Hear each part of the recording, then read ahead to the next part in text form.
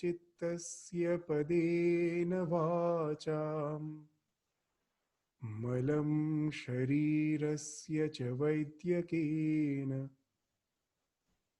योपाकरोत्तं प्रवरं मुनीनां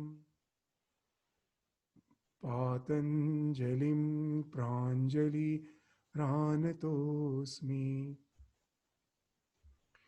I prostrate with folded hands before Patanjali, who benefited mankind by delivering yoga for mind, grammar for speech, and by removing impurities of body through medicine.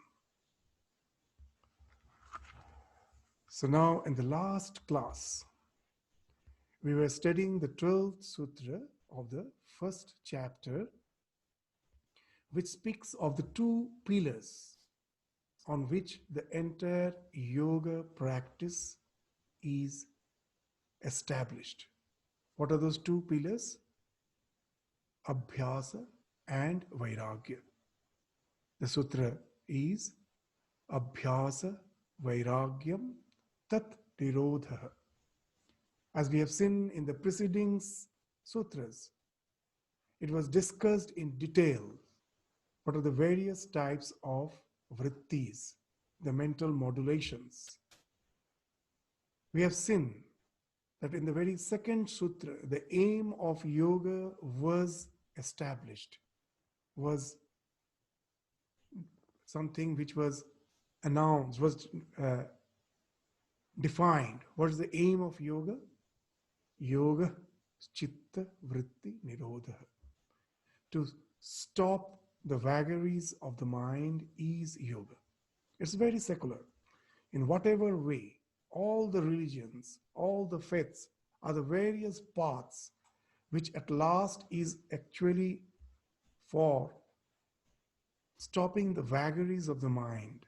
The spiritual realization comes once the vagaries of the mind can be stopped. The mind can be made calm. So once that is done, whatever may be the path we may be following, it ends up in the same result. So that's why here it has been very nicely indicated how we can stop those vrittis, the vagaries of the mind. The two main practices, Abhyasa and Vairagya. These are the two main practices. Abhyasa, as we told, means the practice, and Vairagya is renunciation. That the detachment. In the last class, we discussed in details that Abhyasa speaks of creating some new path in the field of chitta, of the mind. The spiritual practice creates as if a new path in the chitta. In the modern language, in the modern day neurology, in the modern day psychology, they speak of neuroplasticity. So you take the help of your mind, the neuroplasticity of your mind, to create a path. And once the path is created, the characteristic of the mind is such, whenever the path is created, immediately the mind develops a tendency to traverse through that path. It develops a liking to traverse through that path. And once that happens, now I am safe in my spiritual journey. I did not have to force myself for the spiritual practice by taking resolution that I have to practice. What happens? The spontaneity comes. The liking for the practice brings a spontaneity. So unless we'd have an emotional liking for the practice which we are doing, there can never be real spiritual progress. So that there should be an emotional bond with the practice, whether you are a jnani, whether you are a bhakta, that unless that emotion develops, that liking develops, there cannot be a spontaneity in your practice, and that way there cannot be any spiritual progress. It remains just in that rudimentary state where every day you're trying to use your willpower for the spiritual practice. So the will should lead to the spontaneity. So that's what is meant by abhyasa. And vairagya is what? That for ages together, out of ignorance, we have created many paths in our mind which leads to the sunset pleasures. Now we have to restrict ourselves to a certain extent. We have to detach ourselves from traversing the path so that those paths close up and we develop more intense liking to traverse to the new designed path of spiritual practice. So this is abhyasa and vairagya, which are the two practices which can help us to first attenuate the vagaries of the mind. At the very first attempt, I cannot think of just attaining the suppression of the mental these vagaries in one go. First, I restrict them to one thought, and gradually what happens, I can even suppress that to lead my mind to the state of that primordial state where it doesn't come back, evolve back with its old way of uh, traversing those paths of the sunset pleasures. It doesn't come back.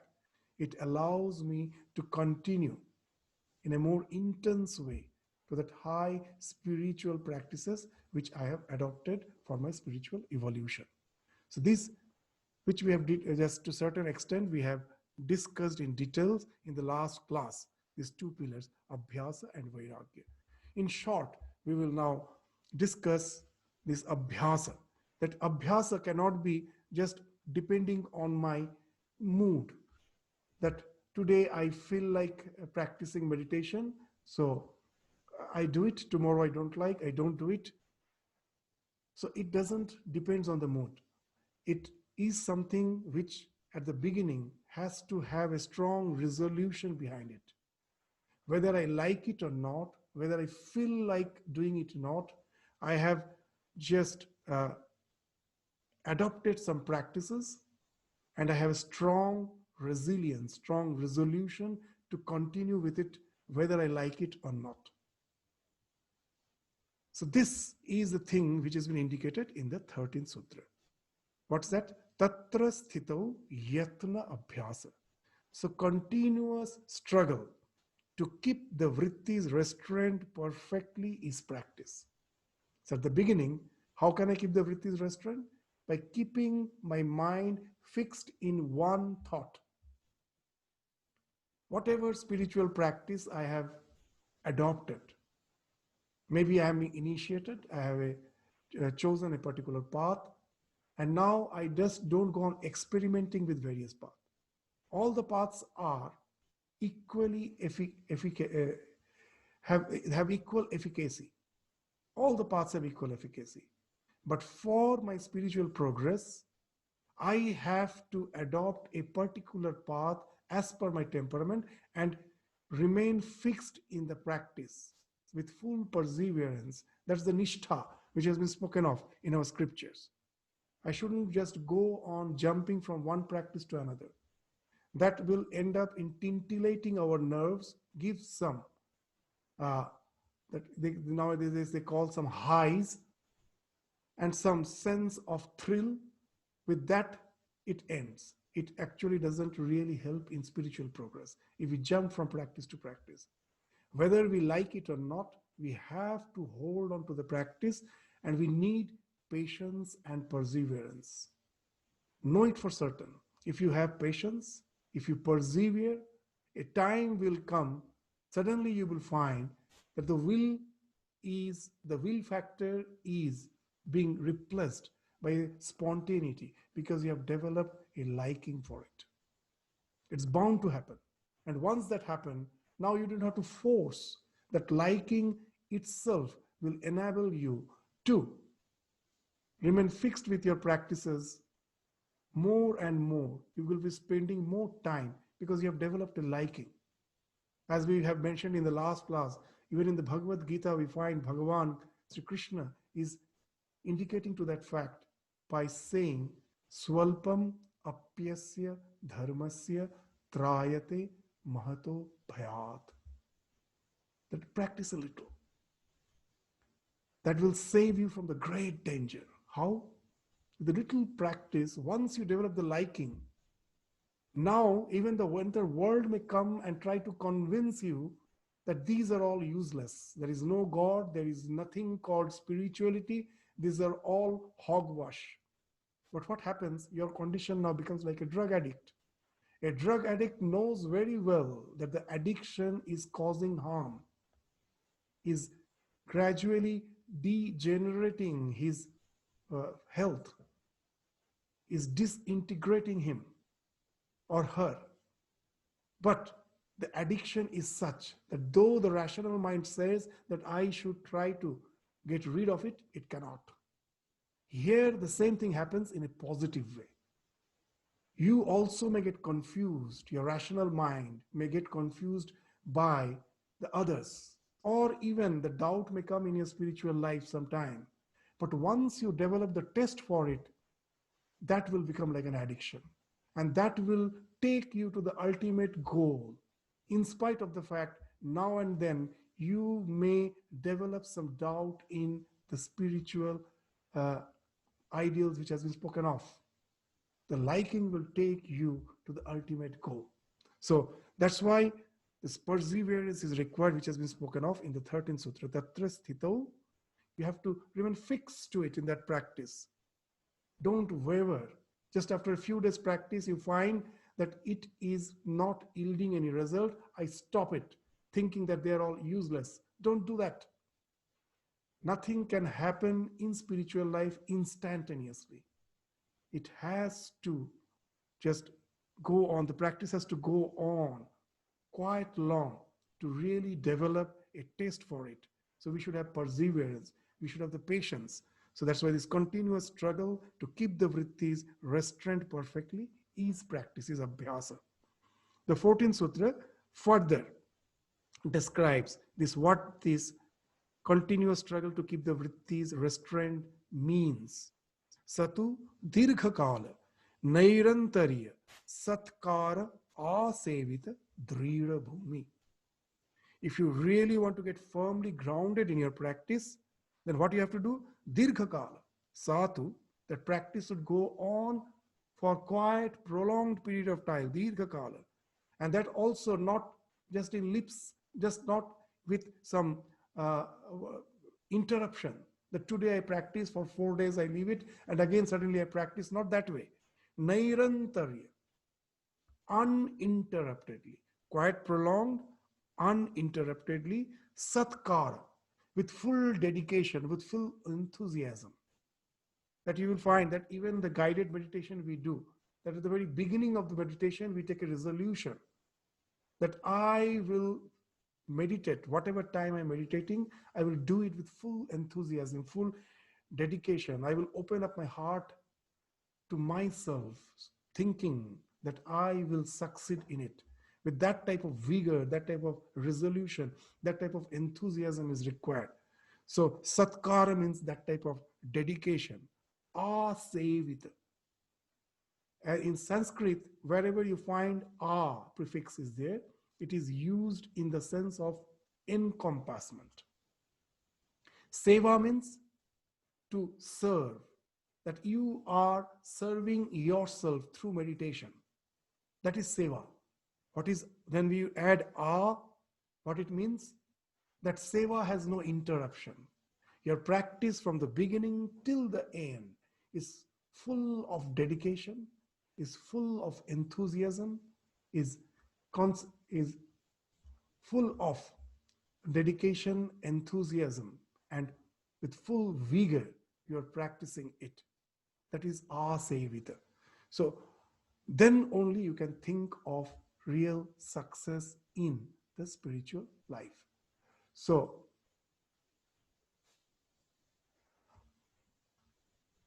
in short, we can just, we will study this in detail. In Abhyasa, in this sutra, the 14th sutra, what is indicated? It is indicating that at the beginning, my mind is full of distractions. Sarvarthata, that is being indicated as sarvarthata. Now, when I start meditation, I find that the distractions overwhelms me. For a very short time, I may be able to keep my mind fixed in one thought, and I don't know when suddenly that thought has gone and some other thoughts have came and have started prevailing my mind, and the distractions are the things which prevails. Why it happens? We forget one thing, that our subconscious mind is very powerful. The conscious mind, that compared to the subconscious mind, is very feeble. Its resolutions are very feeble. It's just thrown out. But there's all the distractions which are already there in your subconscious mind that just forces out your conscious attempt to keep the mind in one thought. Then you may say, then what's the hope? If that's the situation, how can I ever succeed? But we should know the working of the mind. Then you will get this idea that it is possible. How? That all those vagaries which are in the subconscious mind has at certain time entered my subconscious mind through the conscious mind. Some in this life or in the past life, I thought the sunset world which I enjoy is the be all and end all of my existence. And what I did, I was in pursuit for them. Consciously, I was in pursuit for them.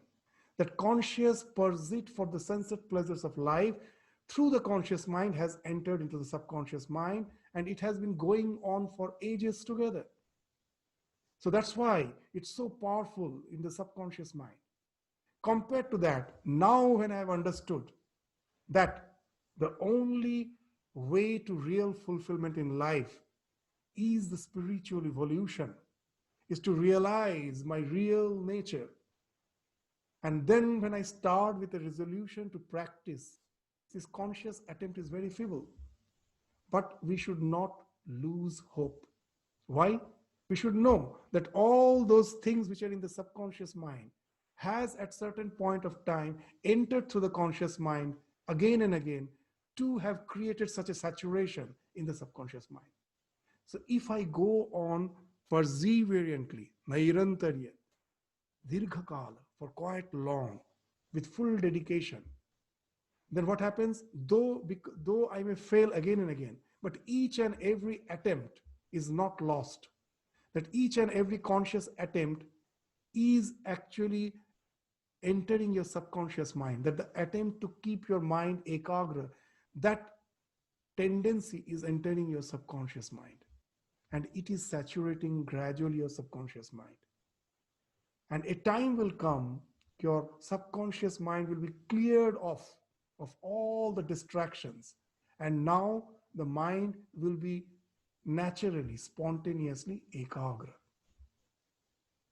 It takes time for this parinama, for this transformation. It takes time. The mind is just like a cup full of turgid contents, full of impurities. Now just imagine that it is full to the brim. Now if I pour pure water in that cup, what will happen? As the cup was filled to the brim with the turgid contents, it starts overflowing. And now what happens? As it starts overflowing, the turgidity gets diluted. You will find it's reducing. The pure water is gradually spilling off all the turgidity. Gradually the turgidity reduces. A time comes when all the turgidity has been washed off. The cup is full of pure water. That's how the mind transforms. At present, the distractions are the turgidity. My each and every attempt to keep the mind fixed in one thought of the Ishta or of my own this conscious principle, my own self, is like pouring pure water. Immediately doesn't purify the mind. It takes time. The turgidity is attenuated, is reduced. And then a time comes when all the turgidity has been washed away and the mind now spontaneously has become ekagra, because that's your subconscious mind. And then after that, that's not the last step. After that, a time comes when the mind is totally arrested. It can be explained in various ways. Just now, the level of understanding where we are, with an example, we will try to understand how the mind gets arrested without any thought. From ekagra, that is the state where we ultimately reach. You will find in this world of duality, there is polarity in everything. This world is in Sanskrit called samsara, samsarate iti samsara. Everything is flowing. Your mind is also constantly flowing. Everything is flowing. Nothing is here just stationary. Why water flows?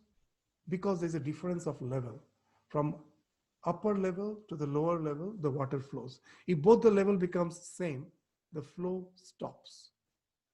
Why electricity flows? Because there's difference of potentiality. From positive potential to the negative potential, from higher to the lower, the electricity is flowing. If both the ends have same potentiality, there's no current. Where is magnetism? Where is the difference of the polarity, North Pole, South Pole? If both are North Poles of the same magnetic strength, there is no magnetic field. So what it shows, that all the flow happens because of polarity. Why the mind is always active? Because it is jumping from thought to thought. Once you will find constantly, you cannot keep it fixed. What to speak of keeping fixed in a mantra? When we are having some bhajans, when we are having some aratrikam bhajan, there is so many sequence of thoughts. You come and just tell me that for 15 minutes I was listening a bhajan or I was singing a bhajan, and my thought was only in the song. It never deviated from that. You just come and tell me, because it's a big achievement. We say that in meditation, I cannot keep my mind fixed. Forget about meditation. When you are just having some bhajan, some lila kirtan, if you can just come and say that for half an hour or for 15 minutes I had it, and my mind never just deviated from the meaning, from the thoughts which has been exemplified, which has been illustrated in that song. My mind was always in that. If you have done that, that itself is a big achievement. Our mind is so restless. If by practice we can gradually make it so that the consecutive thoughts are the same. Means now my mind is, I'm thinking A, next moment I'm thinking B, the next moment is C. Our thoughts are like this, A, B, C, D, it's going on. If I can make it A, then what happens? Just the way the water, when both the levels are same, there is no flow. Just when there's two ends have same potential, there is no current. Similarly, when the two thoughts can be really, the consecutive thoughts can be ekagra, can be same, only one thought, the mind naturally stops. The flow stops, the mind stops, taking you to the state of nirodha. But remember, at the very beginning, your subconscious, when you for the first time you are going to the state of nirodha, your subconscious mind is full of ekagra vritti. So as a result, what happens? It cannot stay in that restricted state for long, because now that previously your mind was in the distracted state. To bring to ekagra was a big struggle. Now your mind is in the ekagra state. To continue in that restricted state becomes a big struggle. Easily the mind again comes back, but it doesn't fall to the distracted state. Now it goes to the habitual state of ekagra. Very interesting thing you will find in the life of Ramakrishna, not in the life of Ramakrishna, any of the spiritually illumined soul. Very interesting thing. Whenever they are going into samadhi, how to bring them back from samadhi, you will find in the life of Ramakrishna, in the life of Chaitanya Mahaprabhu, in the life of any of the spiritually illumined soul, you will find the devotees start chanting the name of the Lord in the ear of that person. And gradually he comes back to the state, from that state of samadhi where he was totally oblivious of the surrounding, again to a state where he starts repeating the name of the Lord, or a tremendous overflow of emotion may be there with the tears falling, but he comes down from that state, the state where he was not responding to any of the so-called the stimulus. He went to that samadhi. Very interesting. See, for us, to take us from the distraction to the state of ekagrata, we are using the name of the Lord to uplift our mind. And for one who is now and then going to the state of that restricted state, to bring them back. Now, such a person's mind is already saturated with ekagra vritti, the ishta vritti which he was practicing for such a long time. That has become the habitual state of his mind. So now the little repetition easily breaks that nirodha, which is yet feeble, and brings him back again to the world of duality. But this world of duality is not like ours. It is only the devotee and the Lord. It cannot come down from that state. So now you understand, very interesting, the name of the Lord which we use to uplift our mind, the same name of the Lord is used for a realized soul to bring it down to the state of devotion. So that's the thing, sarvarthata, ekagrata, nirodha. These are the three states which has been spoken of. Gradually we will find. So these are the practice which has been spoken of. Gradually it takes us to that higher and higher states of spiritual evolution. So this is the abhyasa which has been spoken of.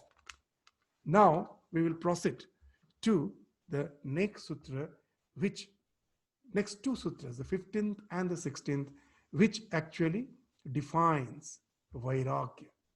What is vairagya? What is the non-attachment?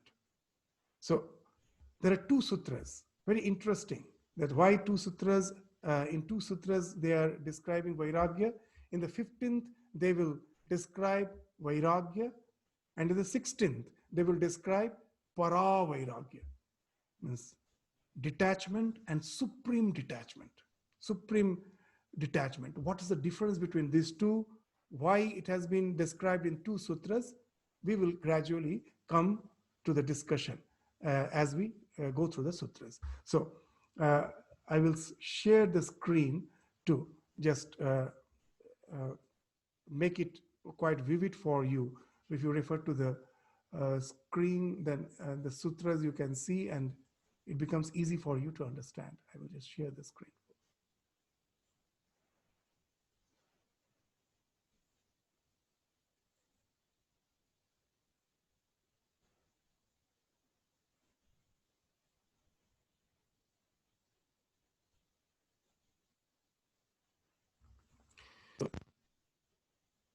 This is the 5th sutra.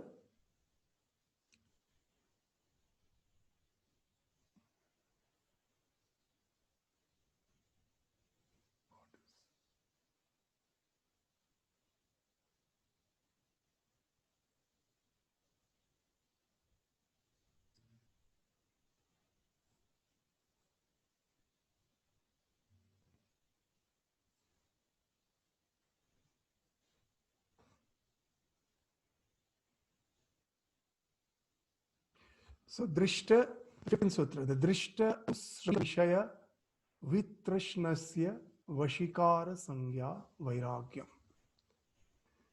So what it means? The spontaneous self-control, Vashikara Sangya. This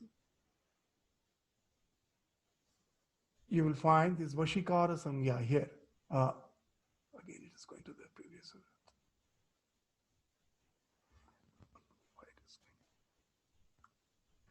Drishta Anusravika Vishaya Vitrishnasya Vashikara Sangya Vairagyam. So this Vashikara Sangya means the spontaneous self-control. It doesn't come just in one go. That arises, it gradually comes. That arises from aversion, from vitrishna, from the things seen, the worldly presence, the drishta, and or heard. So we hear that there are so many things we desire for which is not in our control, which we cannot have at present with all the means we cannot have. We have heard of them, maybe in this life or in the afterlife, in heaven, all the things which we have heard. This Anusravika is celestial, is Vairagya. So to have this tremendous aversion for all the censored pleasures which are seen or heard is Vairagya.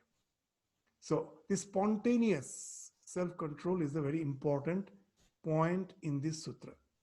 So what actually this idea, this Vashikara Sangya means, it has been described in the Bhagavad Gita very nicely. That what is this Vashikara Sangya?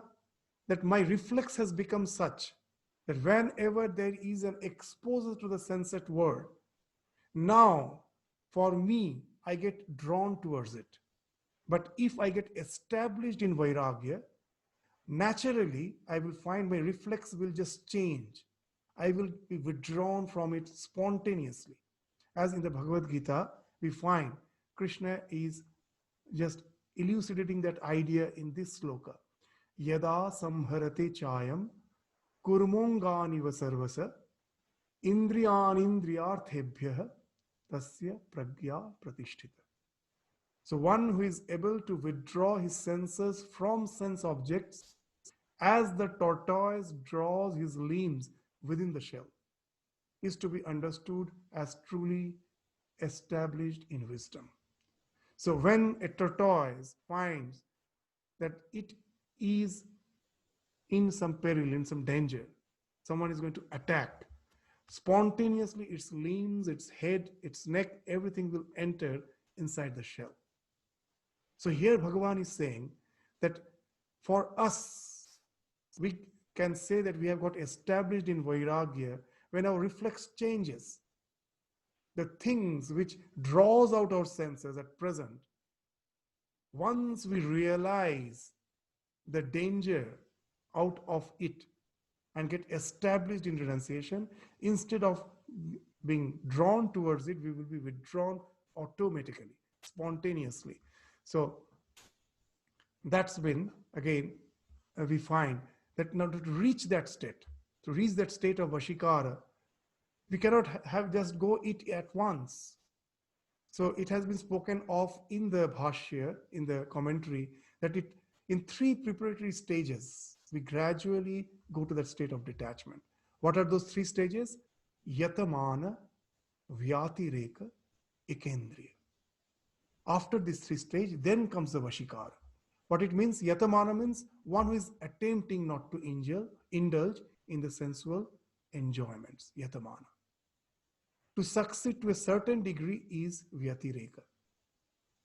To give a common example, even you will find for a drug addict, when they go to the rehabilitation camp, first they are made aware of the harm, of the bad effects of the drug, and it is somehow, they come to the conclusion that we have to try to get rid of this addiction. Now, it cannot happen in one go. Even you will find in those rehabilitation centers for the drug addicts, what's the practice? The one who is addicted, they don't stop the drug totally. They will reduce the quantity of the drug, and not only that, they will reduce they will increase the gap, the frequency. Previously, the number of times they used to have the drug, that they will reduce. The lapse between one intake of drug and the next, that will be more and more prolonged, and the quantity of the drug will be reduced. Otherwise, they will have withdrawal symptoms. It can be very, very severe. So anyone who has worked with the addicts in the rehabilitation center, they know it very well. That yatamana, this attempt cannot be in one go. It has to be vyatireka, in gradual course. And then what happens? At last, it reaches a state which is called ekendriya. Means all your addiction remains confined at last to only one sense organ. Now here, what is that one sense organ? The mind. The mind is also has been considered as a sense, because all the perceptions which we are having through the senses at last is processed by the mind. So mind is also an indriya. So what happens at last? At last you will find that the addiction is still there. But we have developed the capacity that though it is in the mind, you need not resort to it physically. So you have, through gradual practice, you have went to the state where though the desire is still there, it is not totally vanished, but it just remains in the mind. You are not forced. Previously, whenever it was in the mind, it was so strong, immediately it impelled you, it compelled you to recourse to it physically. But now you have developed the strength. You find its presence in the mind, but it has become quite weak. You can just keep it confined to the mind and don't go for the for just to uh, take recourse to that uh, the impulse which by which you are addicted. So that's what is known as ekendriya. When by practice the sense organs are completely weaned away from objects and only the tendency to attachment remains in the mind, then it is called ekendriya, just in the mind. Ekendriya means that which resides in one sense organ. Here, the mind. So the mind is the sense organ. Now that it remains confined. You have developed the capacity not to act as per the dictums of your mind. So you have become the master of your mind. In English, there is a very nice proverb that as long as when if the what you say, if the mind is your master, it is the most tyrannical master, and if it is your slave, it is the most obedient slave. So it is we who have to develop that capacity to be the master of my mind. Otherwise, it can be a very tyrannical master. As a servant, it is the most obedient servant. So that's the thing. So you have developed, but it's not the final. Gradually, this ekendriya, that even that tendency to have it in your mind, that vanishes. Your reflex system changes. You spontaneously just now repel back from the thing which is to attract you. So that is the state which is called vashikara. So that's what which is the goal. We cannot go there at a one go. We have to gradually travel through the state of yatamana, vyatireka, ekendriya to gradually at last reach the state of vashikara. So later, when the adept yogin has no longer to control his or her tendency to attachment, when naturally his mind and his senses remain aloof from the worldly objects and even from supermundane matters, then that is called the state of vashikara, which is true vairagya. So now we will try to understand it in the life of Ramakrishna. Ramakrishna used to say a very interesting thing, that our entire spiritual practice is mon, mukh, ek kara. Means so many things we profess, we speak out, but is it the thing which corresponds to my thought? Most of the time it's not. As Swami Vivekananda used to say, that so much energy we waste in just trying to prove ourselves to be holy. If we would have used that same energy to really become holy, most probably we would have become a very pure, pious person. So sometimes what happens, what I'm saying, it doesn't correspond to my thoughts. So then, am I to just speak out whatever is in my mind? No, just the opposite. Yes, it's good always to speak the auspicious thing, speak the good thing, and I find that my mind is not always resorting to it. That doesn't mean that I have to speak out my mind. As we will find in the Western society, the practice is there to write autobiography where all the scandals of one's own life has been what you said has been described as if I want to be faithful to myself. We forget it in no way helps the society. It in no way helps the society. There is no need to speak of your own weakness. Then what does it mean, this monmukh ek kara? Yes, what I profess to be good, to be holy, gradually I should try that my mind should be up to it. A time should come that my word never fails my mind. My mind becomes one with my words. My thought and words now always conform. How it happens? That what already which we discussed in that previous. That gradually, through yatamana, vyatireka, ekendriya, at last when this reaches the state of vashikara, then your mind and your words never will be just deviating from each other. They always conform. So that's the thing. You will find it in the life of Ramakrishna. You know that Ramakrishna, when he was going through his spiritual practices, uh, the idea came that the two things which binds us is lust and gold, wealth. Now, wealth means what? The gold represents the wealth. So all the gold, the silver, they're all metals. So metals at last thing speaks of wealth. So Ramakrishna, in his to be very very uh, sincere in his practice, what he did, he took a resolution that he won't touch any metal. So that way he won't be touching any coins. So now to keep his word, what he used to do, even while taking food, he will use some plantain leaves. He never used to take in any metallic plates. So he totally renounced uh, touching any sort of metal. Now this practice was so sincere. He was so sincere in his practice. His total reflex system changed in the process. You know that reflex is what? That our body reacts to certain things without any conscious decision. When I'm sleeping, if someone touches some hot iron in my skin, though I am sleeping, my conscious mind is not required. My hand will immediately get repelled. So that something which is going to injure me, doesn't need the conscious decision of the mind. That's what the reflex is. My body spontaneously just reacts to it by detaching myself from that hot body. For Sri Ramakrishna, through the spiritual practice, his reflex changed. When he thought that this metal is the cause of bondage, he renounced it. And that renunciation became so strong, it entered the state of Vashikara.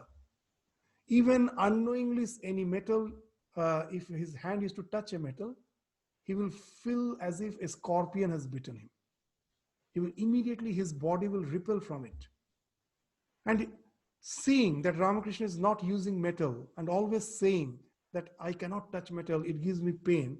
Naren was at that time a young boy who used to go to the college, who was highly influenced by the Western education. He thought it cannot be. It's something which Ramakrishna is just feigning. How can just a metal touch create pain? Yes, he has some aversion for it. How can it create pain? So one day when Ramakrishna was not in his room, Naren kept a coin below the mattress of his bed.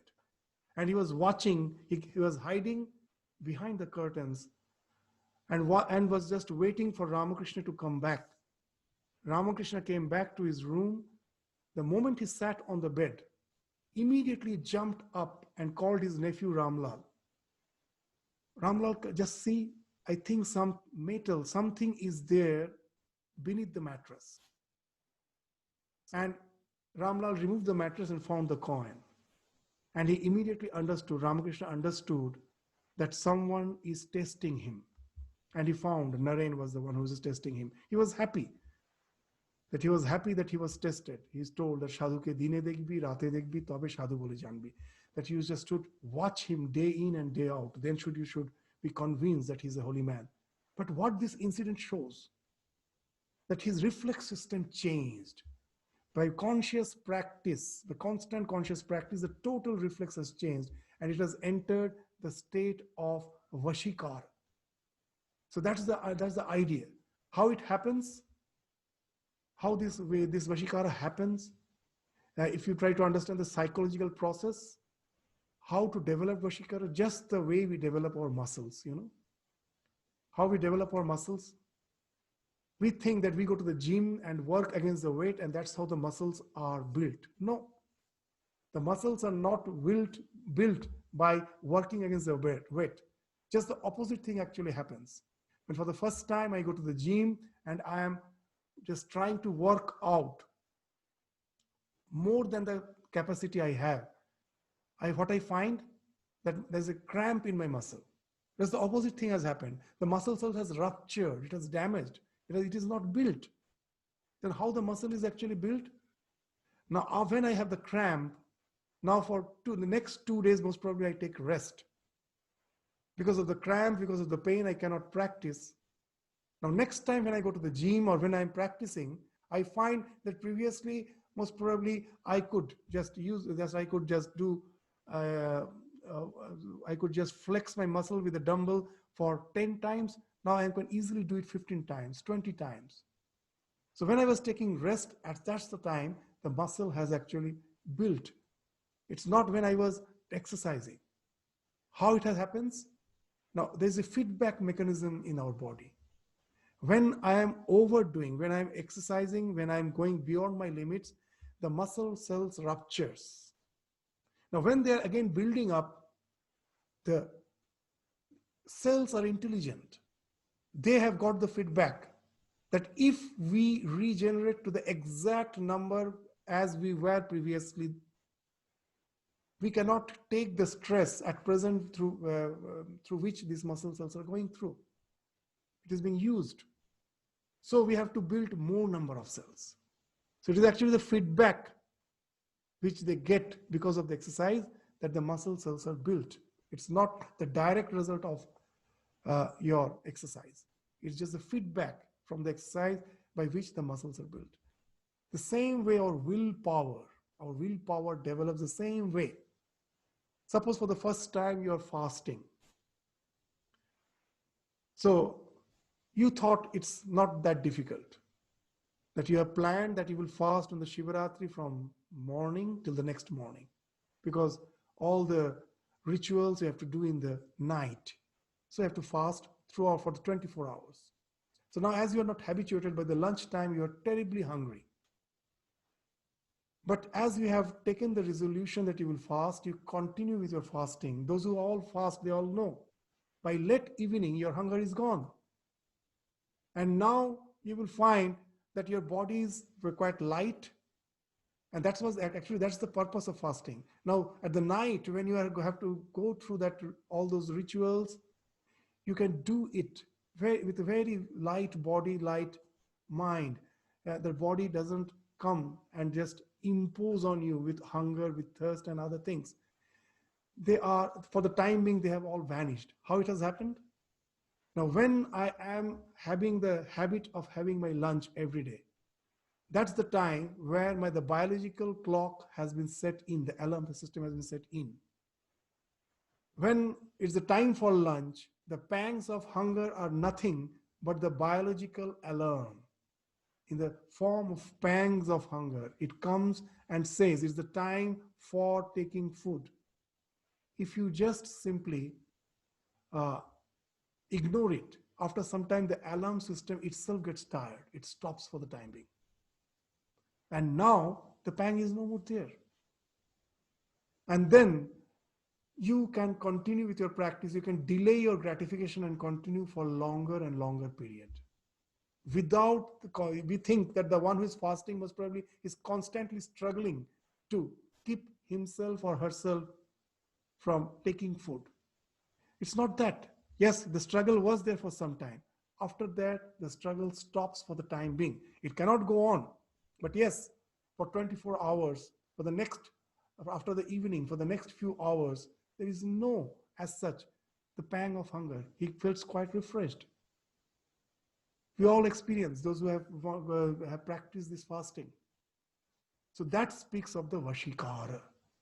It's not that those who practice will, it is something negative that you have to go through that practice through eternity.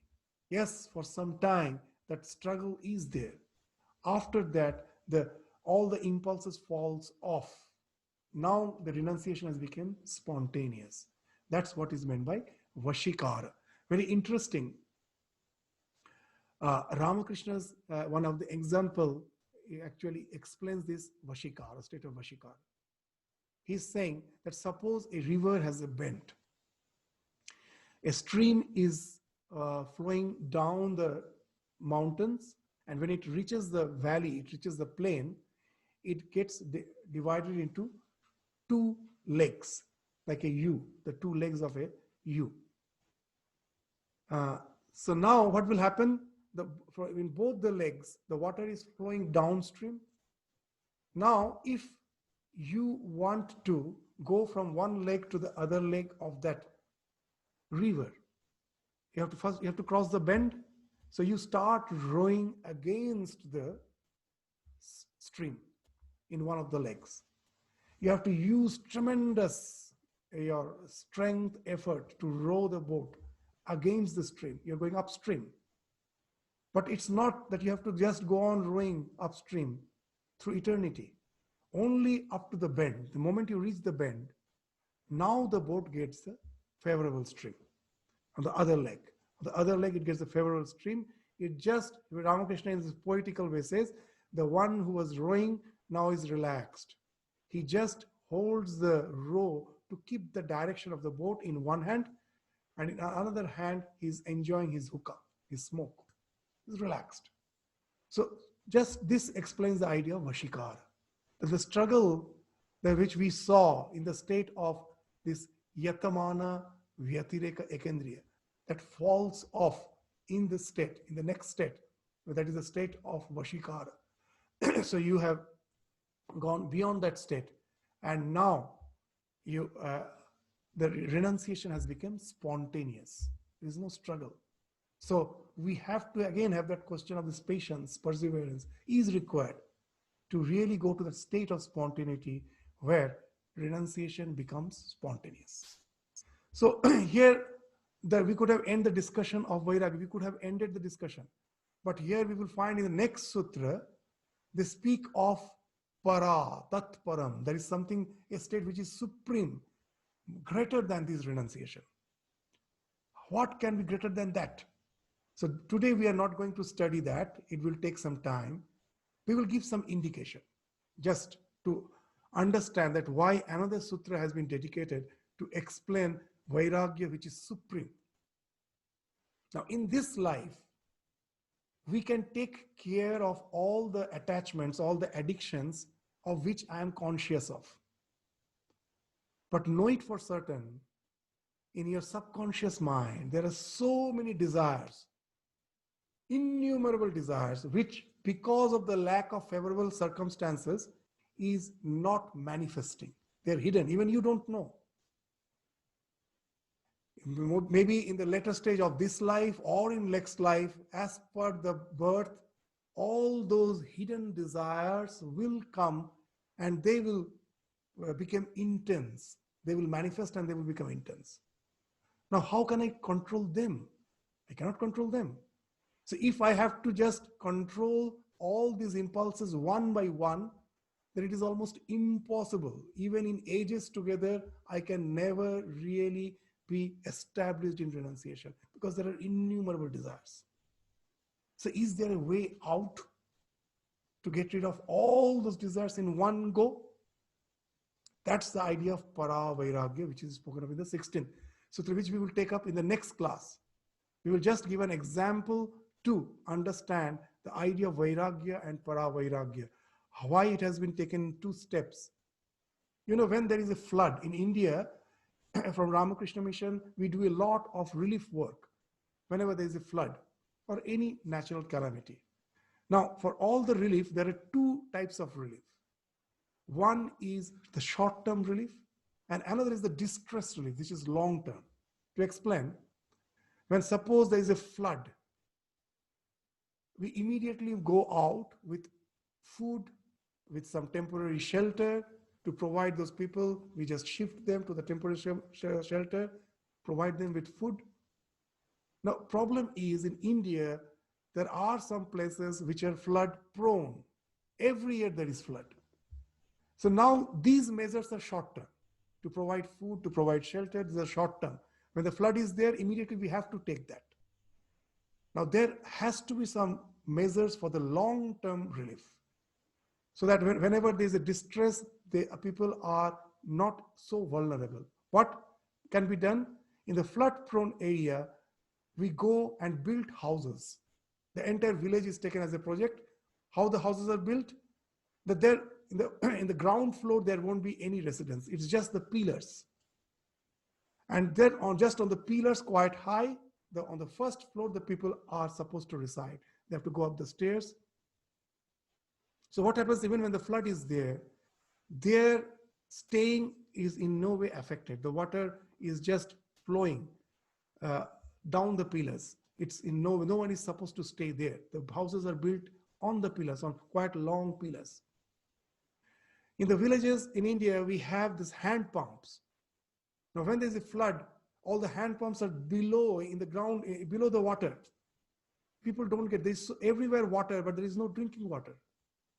Scarcity of drinking water. So what to do? So we built the hand pump on quite high platforms in the villages. There will be some stairs to go up the platforms. If you go, you will be surprised to see that the hand pumps, why you have to just go up the step to reach that hand pump. It is because when the flood is there, they can still get the water from the hand pump. So these are all long-term measures.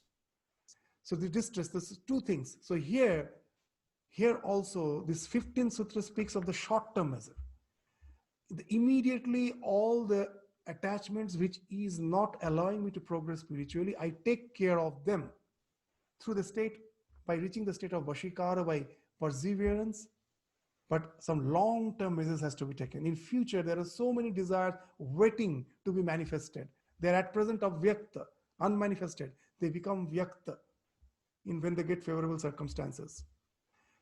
Immediately, you are not seeing rasgulla, so your craving for rasgulla is not there. Someone brings it and keeps it in your front, immediately the craving comes. So it was avyakta, now it becomes vyakta. So there are so many such innumerable desires which at present is not manifesting, which will manifest. Can there be any measure by which I can take care of all of them in one go? That's the long term. For that, the para vairagya is required. What's that practice? That we will take up in the next class, which is being described in the 16th sutra. So with this, we stop our discussion today.